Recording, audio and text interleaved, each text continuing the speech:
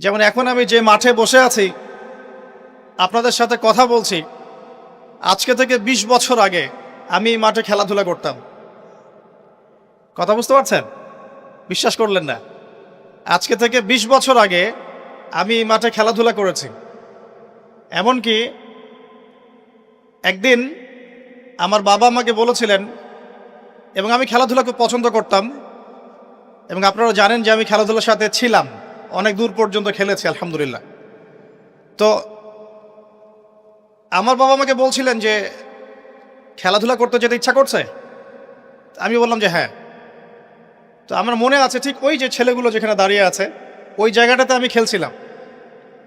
আমার ব্যাচমেট যারা আছেন এখানে উপস্থিত হয়তো তারা জানবেন বিষয়টা। ক্রিকেট, অবশ্যই ক্রিকেট খেলতে খেলতে শুনলাম যে বাসায় আমার বাবা মারা গেছেন। ইন্না লিল্লাহি ওয়া ইন্না ইলাইহি রাজিউন।